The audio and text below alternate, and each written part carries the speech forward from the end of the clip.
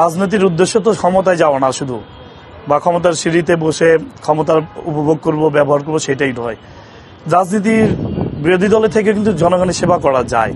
তো আমি দীর্ঘ 30 বছর বাংলাদেশ জাতীয়তাবাদী দল বিএনপির সাথে জড়িত এবং তৃণমূল পর্যায় থেকে আমি এখানে উঠে এসেছি। কেন্দ্রীয় যুব দলের সাংগঠনিক সম্পাদক এবং কেন্দ্রীয় ছাত্র দলের সাংগঠনিক সম্পাদক হিসাবে দায়িত্ব পালন করেছি।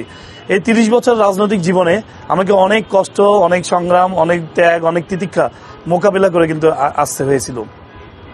তো আমাদের এই রাজনৈতিক কর্মময় জীবনে আমি বিশেষ করে আমার বিরুদ্ধে 96 থেকে 2001 যখন বিএনপি বিরোধী দলে ছিলেন তখনও আমার বিরুদ্ধে প্রায় 107টি মিথ্যা মামলা দায়ের করা হয়েছিল। আমি প্রায় 3.5 বছর একটানা ওই সময়ে কারাবরণ করেছি। ওই জেলে থাকা অবস্থায় আমার বাবা মৃত্যুবরণ করেন। আমি প্যারোলে মুক্তি নিয়ে সেদিন বাবার লাশ 2 ঘন্টার জন্য দেখতে পেরেছিলাম। প্যারোলে মুক্তি নিয়ে সেদিন মান্নান ভূঁইয়া প্রয়াত মহাসচিব উনিও সেদিন জেল গেটে উপস্থিত হয়েছিলেন। তখন বিএনপি তথা যারা ছিলেন রাজনীতিতে একটি সৌহার্দ্য ছিল, ভালোবাসা ছিল, আন্তরিকতা ছিল, কর্মীদের প্রতি মমত্ববোধ ছিল, কিন্তু যেটা এখন সেটা দেখতে পাইনি। আমাদের মনে হচ্ছে দেশনেত্রী বেগম খালেদা জিয়া ইন্তেকালের পর থেকে আমাদের রাজনৈতিক কবর রচনা হয়ে গেছে। আমরা যারা তৃণমূল পর্যায় থেকে রাজনীতি করে এসেছি আমরা এখন কোনো ভালোবাসা পাই না, স্নেহ পাই না, আদর মমত্ববোধ তো দূরের কথা। আমরা এখন সিনিয়র নেতাদের সংস্পর্শে আসতে পারি না, সিনিয়র নেতারা ফোন রিসিভ করেন না, যার কারণে আমার উপর আপনারা জানেন যে এই ফ্যাসিবাদ সরকার বিগত শাসনামলে তারা সেই সময় আমার বিরুদ্ধে 366টি মিথ্যা মামলা দায়ের করেছিল। প্রায় 10 বছরের অধিক আমি বিভিন্ন মেয়াদে কারাবরণ করেছিলাম। কারাগারে থাকা অবস্থায় আমার অসংখ্য সহযোদ্ধা সহকর্মী গুমের শিকার হয়েছেন। আমার 4টি মামলায় আমাকে দীর্ঘ 22 বছরের কারাদণ্ড দেওয়া হয়েছিল। যাই হোক, এই সমস্ত অন্যায়, অত্যাচার, জুলুম, নির্যাতনের বিরুদ্ধে আমাকে লড়াই করতে হয়েছে।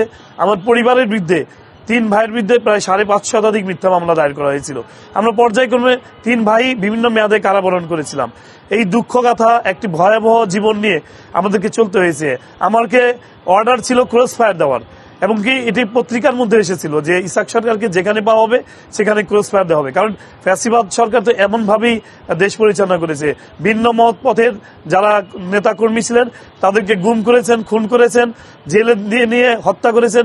এভাবেই কিন্তু চলেছিল আমাদের 17 বছরের জীবন।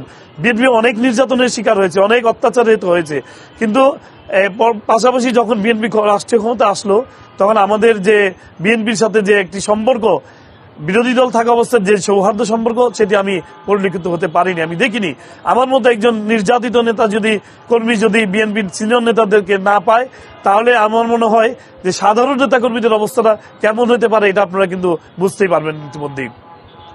আমি এখান থেকে বেরিয়ে এসে একটি মেসেজ দিয়ে দিলাম বিএনপিকে যে আমার মতো তৃণমূলের নেতাকর্মীরা যাতে বঞ্চিত না হয়, অপমানিত না হয়, লাঞ্ছনার শিকার না হয়।